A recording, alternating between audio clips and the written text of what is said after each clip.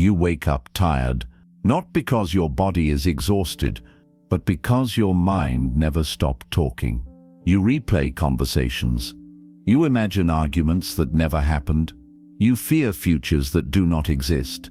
And you tell yourself, I need to stop overthinking. But what if the Buddha would say something completely different? What if the problem is not that your mind thinks too much, but that you are holding on to every single thought?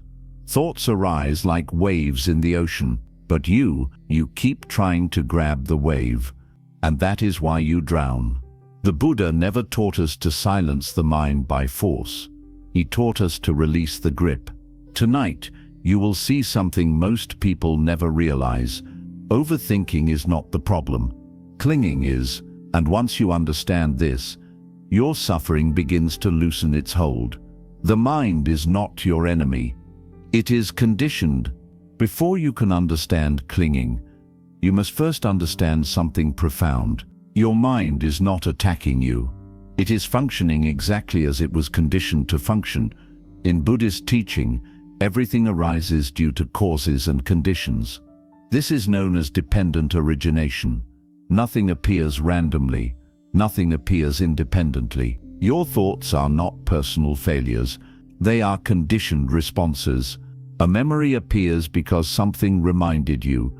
A worry appears because uncertainty triggered fear. A fantasy appears because desire seeks pleasure. The mind is responding to impressions gathered from your past experiences, habits, fears, and attachments.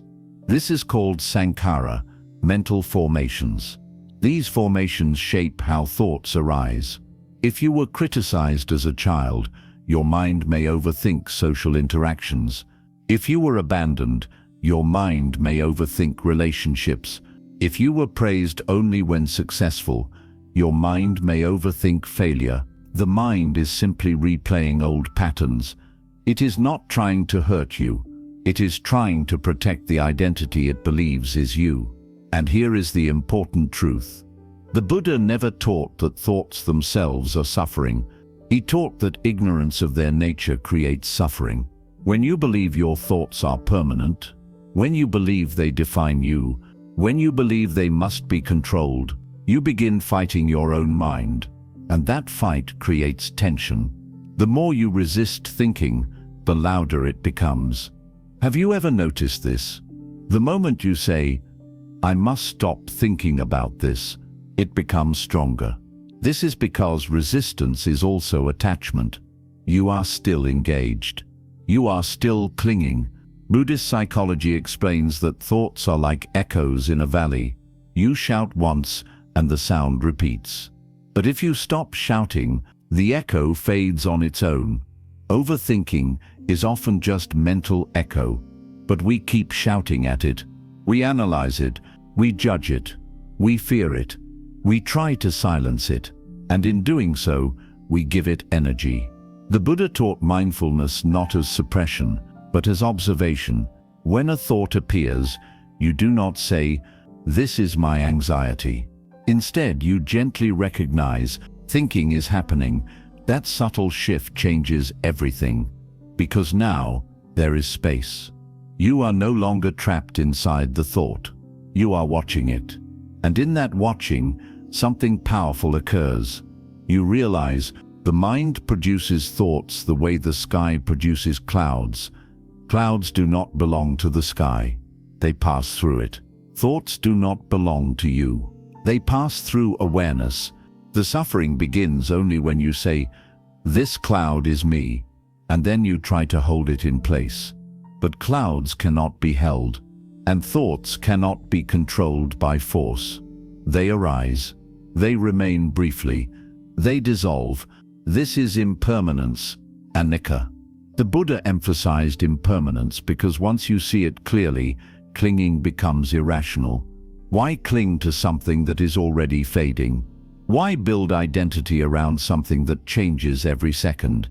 If you watch closely during meditation, you will see a thought arises, it stays, it dissolves. Then another arises, it stays, it dissolves. There is no solid thinker inside. There is only thinking happening. This realization weakens attachment, because if thoughts are not solid, why fear them? If they are not permanent, why cling to them? Overthinking only feels powerful because you believe it defines you. But once you see thoughts as conditioned, impermanent events, you stop fighting them. And when the fight stops, half of the suffering disappears immediately. Not because the thoughts are gone, but because the resistance is gone, and that is the first doorway to freedom. How craving turns a simple thought into suffering. The Buddha did not say that thinking causes suffering. He said craving causes suffering. This distinction changes everything. In the second noble truth, the Buddha taught that the origin of suffering is tanha, craving. This craving is not just desire for pleasure. It is the deep impulse to grasp, to hold, to control, to secure, to become. Overthinking becomes painful, not because thoughts exist, but because craving attaches itself to those thoughts. Let us look carefully at how this happens. A thought appears in the mind. It might be simple and neutral, such as remembering something you said in a conversation. At first, it is just a mental image, a brief replay. But then craving enters. You want the conversation to have gone differently. You crave approval. You crave respect. You crave a different outcome. Now the thought is no longer neutral. It is charged. You replay it again. You imagine better responses. You imagine what others think of you. You imagine consequences. The original thought was small. Craving enlarged it. This is how overthinking is born. The Buddha described a process called dependent origination. In this chain, feeling leads to craving, craving leads to clinging, clinging leads to becoming, and becoming leads to suffering. It begins very quietly. First there is contact, then feeling, then craving. When a thought arises, it produces a feeling. The feeling might be pleasant, unpleasant, or neutral. If the feeling is unpleasant, craving wants it to disappear. If it is pleasant, craving wants it to continue. Craving does not tolerate uncertainty. Craving does not tolerate imperfection. Craving wants control. Overthinking is often just craving trying to regain control over what cannot be controlled. You think about the future repeatedly because you crave certainty. You think about the past repeatedly because you crave correction. You think about a person repeatedly because you crave connection. The thought itself is not painful. The craving behind it creates the pain. Imagine holding a rope. At first, you are just holding it lightly. That is a simple thought. Then you begin pulling it tightly. Your muscles tense, your body strains. Now you feel pressure and pain. The rope did not change, your grip did. Craving tightens the grip, and the tighter the grip, the more the mind circles around the same content. This is why overthinking feels obsessive, because craving is restless. It constantly whispers, fix this, solve this, secure this. But here is the deeper truth. Most things the mind obsesses over cannot be fixed through thinking. The past cannot be rewritten. Other people's opinions cannot be controlled. The future cannot be guaranteed. Yet craving refuses to accept impermanence, so it keeps producing more thoughts. Each thought promises resolution, but instead it feeds the cycle. The Buddha compared craving to thirst.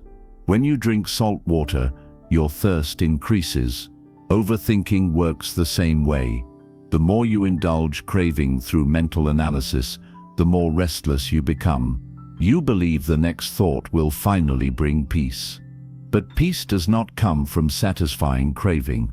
Peace comes from seeing craving clearly.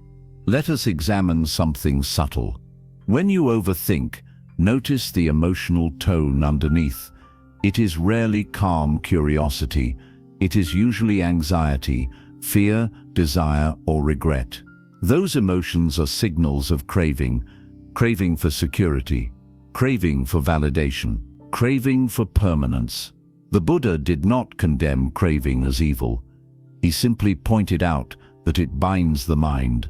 Craving makes experience feel personal and urgent. Without craving, thoughts lose urgency. They become lighter. This is why in meditation, when you observe craving instead of feeding it, the intensity of overthinking weakens. You might still think, but you no longer feel trapped inside the thinking. There is space between the thought and the grasping. That space is freedom. The real problem was never that your mind produces thoughts. The real problem was that craving convinced you those thoughts must lead somewhere, must resolve something, must secure something. Once you see that craving is the engine behind overthinking, something shifts. You stop trying to silence thoughts. Instead, you investigate the craving beneath them. You ask quietly, what am I trying to hold on to? And often you discover it is fear of losing control. But control itself is an illusion. Everything changes, everything passes, everything arises and fades according to conditions. When the mind deeply understands impermanence, craving weakens naturally. And when craving weakens, clinging softens. And when clinging softens, overthinking loses its fuel. The thoughts may still appear, but they do not spiral. They do not imprison. They arise like waves, but they do not drag you under. Because you are no longer gripping them, you are watching them. And in that watching, suffering begins to dissolve. The illusion of self, why you take thoughts personally. The Buddha taught something that most people spend their entire lives avoiding. He taught that what you call self is not a fixed entity. It is not permanent. It is not solid. It is a process. This teaching is known as anatta, non-self. When people first hear this teaching, they misunderstand it. They imagine it means they do not exist. But that is not what the Buddha meant. He meant that what we call I is not a permanent controller behind experience. It is a collection of changing processes. In Buddhist psychology, what you experience as self is made up of 5 aggregates: form, feeling, perception, mental formations, and consciousness. These are constantly shifting. None of them are stable. None of them can be held as permanent. Thoughts belong to the aggregate of mental formations. They arise based on conditions. They change. They disappear. But here is where suffering begins. When a thought arises, you say, "This is my thought." You add ownership. You add identity. The moment identity attaches, clinging deepens. For example, imagine a thought appears that says, "I am not good enough." At first, it is simply a sentence appearing in awareness. But when you identify with it, it becomes a statement about who you are. Now it is no longer just thinking happening. It becomes a definition of self. Once that happens, the mind begins defending or attacking that identity. It analyzes past events to confirm it. It predicts future failures to protect it. It replays conversations to measure it. Overthinking becomes self-protection. But what is it protecting? An idea. The Buddha invited us to examine this carefully. If you observe closely during meditation, you will see thoughts arise without a thinker. You do not choose most of your thoughts. They simply appear. A memory appears. A fear appears. A desire appears. If you did not consciously create them, how can they be your permanent self? Yet the habit of identification is strong. From childhood, you were conditioned to say, "I think, I feel, I am this, I am that." Gradually, a narrative formed. That narrative feels solid, but it is built from repeated thoughts. Overthinking is often the mind trying to maintain the narrative of self. It keeps revisiting events to make sure the story remains consistent. It keeps projecting into the future to ensure the identity remains secure. If someone criticizes you, the mind overthinks because it feels like the self has been attacked. If a relationship ends, the mind overthinks because the identity connected to that relationship feels threatened. If the future is uncertain, the mind overthinks because the imagined future self feels unstable. The root is not thinking. The root is identification. Zen teachings often point directly to this illusion. A Zen master might ask, "Show me your original face before you were born." This question is not poetic for decoration. It is meant to shake the assumption of a solid self. When you cannot find a fixed self, something loosens. The thought, "I am a failure," loses power when you see there is no fixed I to be defined. The thought, "What if I lose everything?" loses intensity when you see that everything is already changing. Non-self does not mean emptiness in a negative sense. It means openness. It means that what you are is not confined to the stories your thoughts produce. When you believe the story completely, overthinking multiplies. The mind keeps editing and revising the narrative. But when you see the story as a story, the urgency fades. Imagine watching a movie. If you forget it is a movie, you feel intense fear, sadness, and anxiety. But if you remember, it is just images on a screen, space returns. The emotions may still arise, but they do not dominate. Thoughts are similar. They are mental images and language moving through awareness. When you forget this, you suffer. When you remember this, freedom begins. The Buddha encouraged direct observation. Sit quietly and observe a thought. Ask yourself, did I choose this? Watch it arise. Watch it stay. Watch it dissolve. Then ask, where did it go? You will notice something profound. Thoughts are events, not identity. Overthinking loses strength when there is no self at the center trying to defend or improve itself. This does not mean passivity. It means clarity.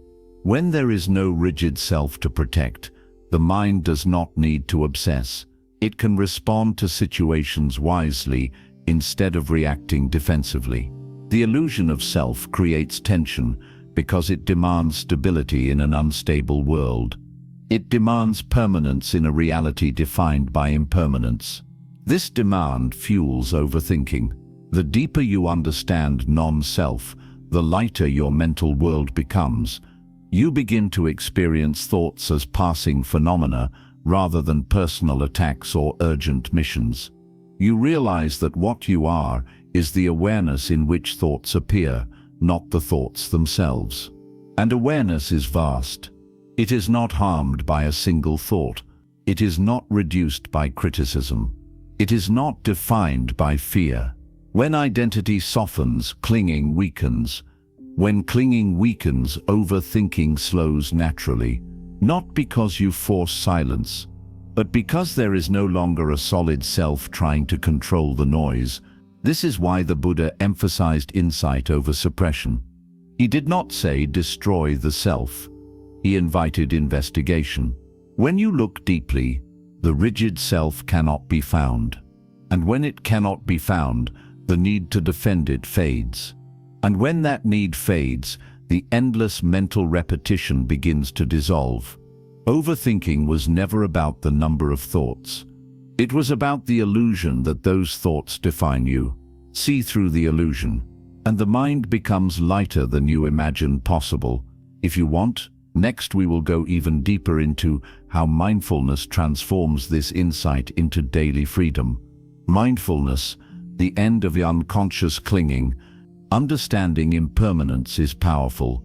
Understanding craving is powerful. Understanding non-self is powerful. But without practice, these remain concepts. The Buddha did not teach Buddhism as a belief system. He taught it as a method of seeing clearly. And the method he emphasized again and again was mindfulness, sati. Mindfulness is not concentration alone. It is not positive thinking. It is not forcing the mind to become calm. It is the simple, steady awareness of what is happening in the present moment without grasping or rejecting. Overthinking survives in unconsciousness. It feeds on automatic reactions. It strengthens when you do not notice the moment craving attaches itself to thought. Mindfulness interrupts this chain. Imagine a thought arises. What if I fail? Normally, the mind continues immediately. It produces images of embarrassment. It recalls past failures. It predicts future consequences. Within seconds, the body tightens, the heart rate shifts, anxiety spreads. This entire process happens so quickly that you believe the thought caused the suffering. But mindfulness slows the sequence down. With mindfulness, when the thought, "What if I fail?" arises, you notice it. You do not argue with it. You do not suppress it. You do not follow it. You simply recognize fearful thinking is arising. That recognition creates space. In that space, craving cannot immediately take control. Mindfulness allows you to observe feeling before craving hardens into clinging. This is where freedom begins. The Buddha described mindfulness as standing at the gate of the senses. Without awareness, every impression rushes in and takes over the mind. With awareness, impressions are seen clearly, and their power weakens. Overthinking is like a fire that spreads through dry grass. Mindfulness is like moisture in the ground. The spark may still appear, but it cannot spread uncontrollably. When you practice mindfulness of breathing, you are not trying to eliminate thought. You are stabilizing attention. You are strengthening the ability to witness without being pulled away. Each time a thought arises and you gently return to the breath, you are training non-attachment. You are teaching the mind that it does not need to chase every mental event. Over time, something subtle changes. Thoughts still arise, but the urgency fades. They feel less convincing. They feel less solid. You begin to see them as movements within awareness rather than commands that must be obeyed. Mindfulness also reveals something profound about suffering. It shows that suffering is not in the thought itself, but in the contraction that follows it. When a thought appears and you cling, the body tightens, the jaw stiffens, the chest compresses. There is resistance. When you observe without clinging, the body remains softer, the thought passes more quickly. The Buddha encouraged contemplation of the body, feelings, mind, and mental objects. This systematic observation exposes how attachment forms. When you observe feelings carefully, you see that pleasant feelings invite grasping, unpleasant feelings invite aversion, and neutral feelings invite ignorance. Overthinking is often the mind's attempt to escape unpleasant feeling, but if you stay with the feeling instead of running into thought, something remarkable happens. The feeling changes, it shifts, it dissolves. Impermanence becomes directly visible. This direct seeing weakens, clinging far more effectively than intellectual understanding. Mindfulness transforms your relationship with thought. Instead of trying to silence the mind, you become curious about it. Instead of judging yourself for overthinking, you observe the mechanics of it. Curiosity replaces resistance, and resistance was half the suffering. The more you practice, the more you realize that awareness itself is not disturbed by thought. Awareness is like the sky. Thoughts are weather patterns. Storms may pass through, but the sky remains vast. When you identify with the storm, you feel chaotic. When you rest as the sky, you feel stable. This is not imagination. It is a shift in perception. In deep meditation, you may notice that thoughts appear and disappear within awareness effortlessly. There is no need to interfere. The more you leave them alone, the quicker they dissolve. This reveals something essential. Overthinking continues because it is constantly being fed attention and identification. When mindfulness stabilizes, attention becomes less reactive. Thoughts lose their fuel. Clinging weakens because you see clearly that holding on to thought brings tension while releasing it brings ease. Eventually, mindfulness becomes continuous. You notice attachment forming in real time.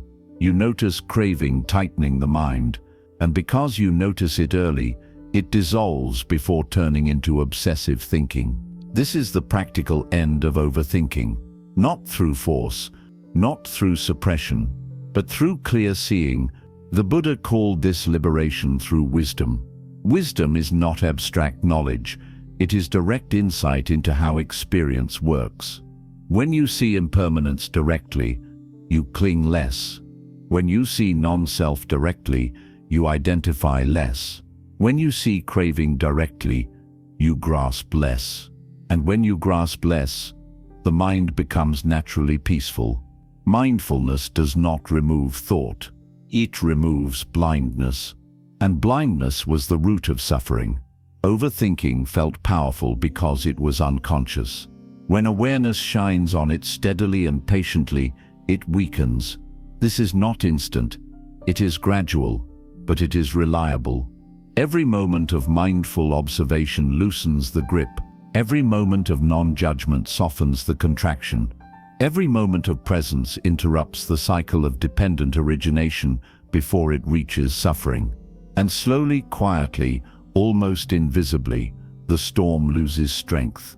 Not because the sky fought it, but because the sky never needed to. If you want, next we can go even deeper into how non-attachment becomes effortless when wisdom matures beyond practice. When wisdom matures, clinging falls away naturally. There is a stage in the path where you are still practicing letting go. And then there is a stage where letting go happens on its own. In the beginning, non-attachment feels like effort. You remind yourself to observe. You consciously release thoughts. You intentionally return to the breath. But as wisdom deepens, something changes. You no longer need to force release because you clearly see there was never anything to hold. The Buddha's teachings are not about suppressing desire or controlling thought. They are about seeing clearly. And when seeing becomes deep enough, clinging becomes irrational.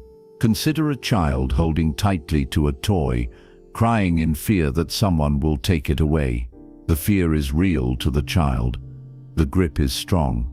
But when the child matures and realizes there are many toys and none define his existence, the grip relaxes naturally. Clinging to thoughts is similar. At first, thoughts feel important. They feel urgent. They feel like they contain your survival. You believe that if you do not analyze every possibility, something terrible will happen. But when wisdom grows, you begin to see how unreliable thoughts are. You see how often they exaggerate. You see how frequently they predict danger that never arrives. You see how many past worries dissolved without needing resolution. Gradually, trust replaces control. Trust not in blind optimism, but in the law of impermanence. Everything changes. Every situation shifts. Every emotion moves. When you deeply understand impermanence, overthinking loses its foundation. Why obsess over something that will transform on its own? Why rehearse endless scenarios when reality will unfold according to countless conditions beyond your control? Wisdom accepts uncertainty, and acceptance dissolves anxiety.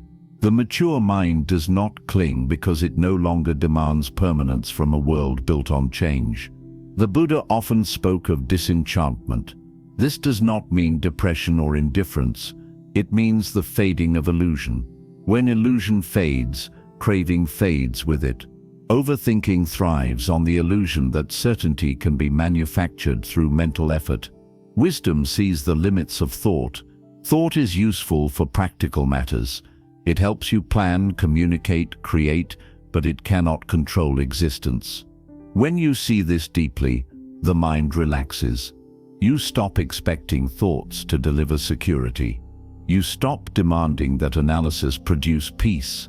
You realize peace is not found in solving every mental question. It is found in releasing the need to solve what cannot be solved. There is also a subtle shift in how you relate to time. Overthinking usually lives in the past or the future. Wisdom anchors in the present. Not because the present is forced, but because it is the only place life actually occurs. When attention rests in present awareness, the imagined futures and replayed pasts lose their emotional intensity. They are recognized as mental constructions. The mind may still plan when needed. It may still reflect when appropriate, but it does not obsess. Because obsession requires identification and fear, when identity softens and fear weakens, obsession has no ground to stand on. Another sign of mature wisdom is compassion toward the mind itself. In earlier stages, you may feel frustrated with overthinking. You may judge yourself for not being peaceful enough. But wisdom understands that conditioning takes time to unwind. Instead of attacking the mind, you treat it gently. Gentleness weakens resistance. Resistance feeds overthinking. Compassion dissolves it. The Buddha's path is sometimes described as gradual training. Each moment of mindfulness plants a seed. Each moment of insight waters it. Slowly, the roots of ignorance weaken. At some point, you notice something surprising. A thought appears that once would have triggered hours of rumination, and it passes. Not because you suppressed it, not because you argued with it, but because there was no clinging. There was understanding. The mind simply does not grab it. This is freedom in action. It feels ordinary, almost quiet, but it is profound. You realize that peace was never about controlling the mind. It was about understanding it so completely that control became unnecessary. This is the difference between discipline and liberation. Discipline restrains. Liberation releases. Overthinking feels heavy because it is fueled by the belief that the mind must solve existence. Wisdom understands that existence unfolds according to causes and conditions far beyond personal control. When that understanding becomes embodied, the grip softens permanently. Even difficult thoughts arise. Even painful memories surface. But they do not chain you. They are seen. They are felt. They pass. And you remain steady. Not because nothing happens, but because you are no longer clinging to what happens. This is the quiet confidence of the awakened mind. Not dramatic silence. Not empty numbness, but spacious clarity. When wisdom matures, the mind stops chasing certainty. It rests in openness. And in that openness, overthinking loses its foundation completely. The storm may still pass through the sky, but there is no longer anyone trying to grab the lightning.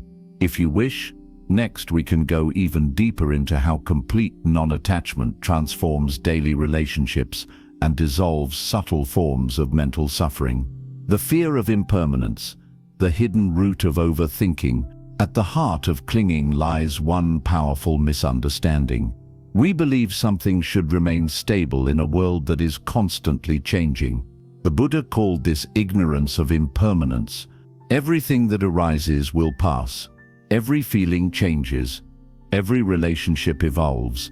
Every body ages. Every success fades. Every failure dissolves. But the mind resists this truth. Overthinking is often the mind's attempt to fight impermanence. When something uncertain appears, the mind begins calculating. When something precious feels unstable, the mind begins rehearsing. When something painful happens, the mind begins rewriting. All of this is an effort to create stability where none exists. But no amount of thinking can freeze the flow of existence. The Buddha emphasized anicca, impermanence, not as philosophy, but as medicine. When you deeply see impermanence, clinging becomes exhausting. Consider how overthinking works in relationships. If someone pulls away slightly, the mind begins constructing stories. Did I say something wrong? Are they losing interest? Will they leave? These thoughts arise because attachment fears loss. The mind wants reassurance. It wants permanence. But relationships, like all conditioned phenomena, are fluid. They shift according to countless causes and conditions. When you demand certainty from something inherently unstable, anxiety arises. The anxiety is not caused by the relationship. It is caused by the demand for permanence. The same happens with success. You achieve something meaningful. For a moment, satisfaction appears. Then fear follows. What if I lose this? What if someone surpasses me? What if this does not last? The mind begins planning, predicting, defending.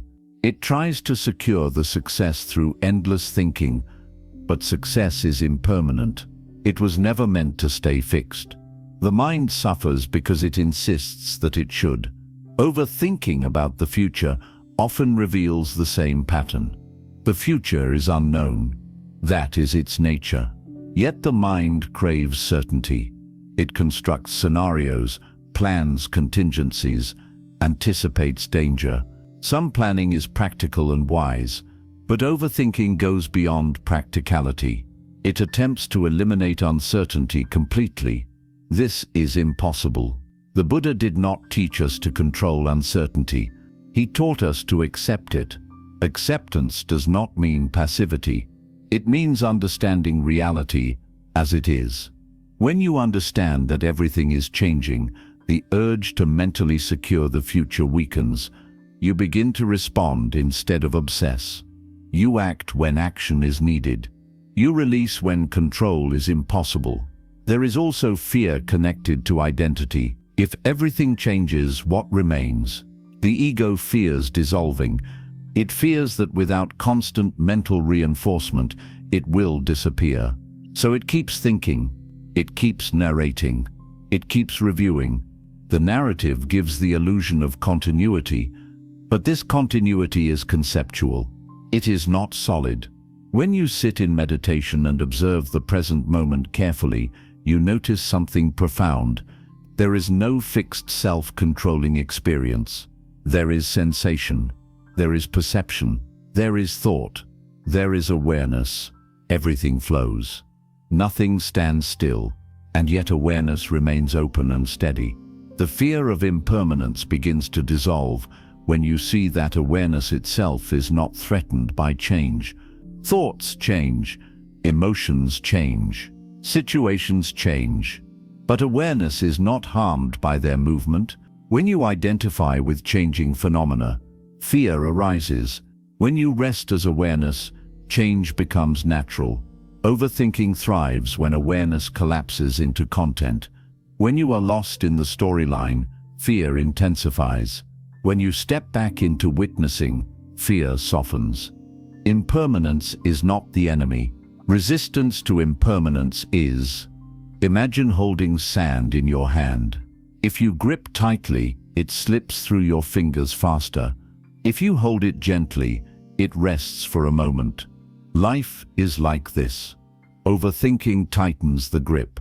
Wisdom relaxes it. The Buddhist path is not about escaping change. It is about aligning with it. When you align with impermanence, you stop demanding stability from unstable conditions, and something remarkable happens. Your energy returns. Overthinking consumes enormous energy because it fights reality. When you stop fighting, that energy becomes available for clarity, compassion, and wise action. There is also a deeper insight. Impermanence makes everything precious. If you truly understood that every moment is fleeting, you would not waste it in obsessive mental loops. You would experience it directly. Taste it, feel it, live it. Overthinking pulls you away from direct experience into imagined control. But control is not where life happens. Life happens in immediacy. The Buddha encouraged contemplation of death, not as something dark, but as something clarifying. When you remember that existence is temporary, trivial anxieties lose their dominance, not because problems vanish, but because perspective expands. You begin to see that most of your overthinking revolves around protecting an illusion of permanence. And that illusion was never sustainable. When impermanence is fully accepted, fear loosens its grip. When fear loosens, craving weakens. When craving weakens, clinging softens. When clinging softens, overthinking loses its fuel. This is not suppression. It is understanding, deep understanding. Understanding that nothing was ever meant to stay fixed. Understanding that uncertainty is not a flaw in life. It is life. Understanding that security cannot be manufactured through thought. It arises from inner stability. And inner stability comes from non-attachment. The more deeply you accept impermanence, the less urgently the mind tries to control. The less urgently it tries to control, the quieter it becomes. Not because thoughts disappear, but because fear no longer drives them. You may still plan. You may still reflect. But the frantic energy dissolves. The panic dissolves. The compulsive repetition dissolves. Because there is nothing left to secure. Everything is already moving, and you are no longer trying to freeze the river. When you stop trying to freeze the river, you begin to flow with it. And flowing is peaceful. Overthinking is rigid. Wisdom is fluid. The fear of impermanence once fueled your mental storms. But when you embrace impermanence fully, storms become weather patterns passing through open sky, and you remain vast, steady, unafraid. Now we enter the final and deepest layer of this journey. Up until now, we have examined the conditioned nature of the mind, the role of craving, the illusion of self, the practice of mindfulness, the maturation of wisdom, and the hidden fear of impermanence. But there is one final transformation that completes this path. It is not merely understanding impermanence or practicing observation. It is the embodiment of non-attachment in daily living.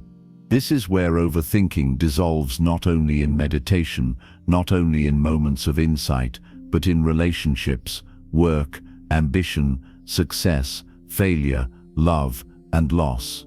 This is where the teaching becomes life itself. Non-attachment is often misunderstood. Many assume it means indifference or emotional coldness. They imagine a detached person as distant, withdrawn, uninvolved. But the Buddha never taught emotional numbness. He taught freedom from clinging. There is a profound difference between not caring and not clinging. Indifference closes the heart. Non-attachment opens it. Indifference suppresses emotion. Non-attachment allows emotion to arise and pass without imprisonment. When non-attachment matures, you do not love less. You love more freely because fear of loss no longer controls the experience. Overthinking in relationships often arises from attachment disguised as love. When you cling to someone as the source of your stability, your mind becomes restless. You analyze their words. You replay their tone. You interpret their silence. You construct stories around small changes. The mind does this because attachment equates connection with survival. But when non-attachment is present, love becomes appreciation rather than possession. You value the person deeply while understanding that they are impermanent, just as you are impermanent. This understanding does not create sadness. It creates tenderness. Every moment becomes precious because it is not guaranteed, and because you are not trying to secure permanence. The mind relaxes. You are present instead of obsessing. In work and ambition, non-attachment transforms effort. When you cling to outcomes, overthinking multiplies. You worry about reputation. You fear failure. You replay mistakes repeatedly. But when you act with full sincerity, while releasing attachment to results, something shifts. You still work diligently. You still prepare carefully. But you are not mentally imprisoned by possible outcomes. The Buddha described this balance as right effort without craving. You give your energy fully to the action itself, not to the imagined future reward or fear. Overthinking weakens because the mind no longer demands control over consequences. Non-attachment also changes how you experience success. Without it, success produces anxiety. The mind immediately asks how to preserve it. It fears competition. It fears decline. It fears loss. But with non-attachment, success is enjoyed in the present and released naturally when it changes. There is gratitude instead of grasping. There is participation instead of obsession. Overthinking fades because there is no desperate attempt to freeze the moment. Failure undergoes the same transformation. When you cling to identity, failure feels like personal collapse. The mind replays it endlessly, searching for escape. But when identity is seen as fluid, failure becomes experience rather than definition. You learn from it without constructing a permanent story about yourself. The mind reflects wisely and then moves forward. Rumination loses its intensity because there is no rigid self being threatened. Even physical sensations become different under non-attachment. Pain still hurts, but suffering decreases. You feel discomfort directly without layering mental resistance on top of it. The Buddha distinguished between the first arrow and the second arrow. The first arrow is physical or emotional pain. The second arrow is the mental story about it. Overthinking is often the second arrow. Non-attachment prevents the second arrow from embedding deeply. You experience what arises, but you do not multiply it through narrative. Complete non-attachment also changes your relationship with time. Instead of living mentally in imagined futures and replayed pasts, awareness settles naturally in immediacy. Planning still occurs when necessary. Reflection still occurs when appropriate. But there is no compulsion to escape the present moment through endless analysis. Life becomes vivid because attention is not scattered across mental projections. Overthinking fades not because time disappears, but because presence deepens. There is also a quiet joy that emerges from non-attachment. This joy is not dependent on conditions. It does not rely on external validation or perfect circumstances. It arises from inner spaciousness. When clinging weakens, the heart feels lighter. Thoughts no longer carry the same weight. Emotional waves rise and fall without destabilizing the entire being. This quiet joy is stable because it is not tied to permanence. The culmination of this path is equanimity. Equanimity is not dullness. It is balanced awareness. Pleasure arises and you appreciate it without grasping. Pain arises and you endure it without aversion. Praise arises and you accept it without inflation. Criticism arises and you listen without collapse.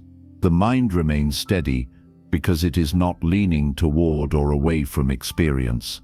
Overthinking cannot dominate a mind rooted in equanimity because equanimity dissolves the urgency that fuels obsession. This does not mean the mind becomes empty of thought forever. Thoughts continue as long as conditions continue, but their psychological weight diminishes dramatically. They become functional rather than emotional storms. You use thought as a tool when necessary. You release it when unnecessary. It no longer uses you. In the deepest sense, non-attachment reveals that peace was never something to create. It was something obscured by clinging. When clinging dissolves, peace is uncovered. It was always present beneath the turbulence. The turbulence seemed powerful only because you were gripping it tightly. When the grip relaxes fully, the turbulence loses its intensity. This transformation is gradual for most practitioners. It unfolds through repeated insight, repeated mindfulness, repeated release. There may still be moments of strong overthinking, but the recovery becomes quicker. The identification becomes weaker. The wisdom becomes more stable. Eventually, you trust awareness more than thought. You trust presence more than prediction. You trust impermanence rather than fearing it. And in that trust, something extraordinary happens. Life becomes simple, not simplistic, but uncluttered. You engage fully without mental excess. You love deeply without possession. You work diligently without obsession. You rest peacefully without guilt. You think clearly without spiraling. Overthinking was never defeated by force. It dissolved through understanding. Clinging was never removed by suppression. It faded through wisdom. The self that felt constantly threatened was never solid to begin with. It softened through investigation. At the end of this journey, you realize something that was always quietly true. Thoughts were never the enemy. They were movements within awareness. Clinging was the source of suffering, and when clinging ends, The mind becomes vast, open, and at ease. This is the freedom the Buddha pointed toward, not a mystical escape from life, not the destruction of thinking, but the end of unnecessary suffering created by attachment. When you embody non-attachment fully, overthinking no longer rules your inner world. Thoughts arise like wind passing through open space. They do not bind, they do not imprison, they do not define. And in that openness, you discover a peace that does not depend on silence, does not depend on certainty, and does not depend on control. It depends only on letting go. You spent years trying to silence your mind, trying to fix every thought, trying to solve every possibility, trying to control every outcome. But the Buddha's wisdom points somewhere far more liberating.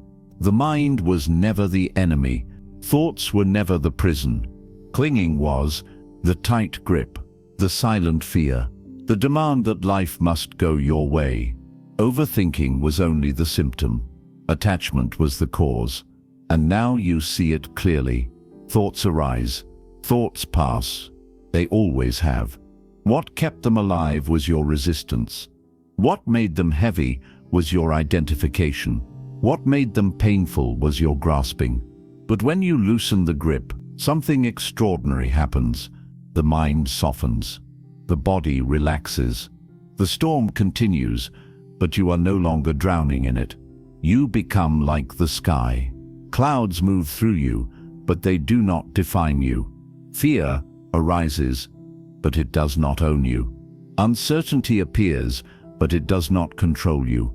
This is freedom, not the absence of thought, but the absence of bondage to thought. So the next time your mind begins to spin, do not fight it, do not fear it, do not try to crush it into silence. Instead, gently ask yourself, am I suffering because I am thinking, or because I am holding on? And in that moment of honest awareness, release just a little. That small release is the beginning of peace. Not dramatic, not loud, but steady. And the more you release, the more spacious your world becomes. Until one day you realize the peace you were searching for was never hidden behind your thoughts. It was hidden behind your grip. Let go and rest in the openness that was always here.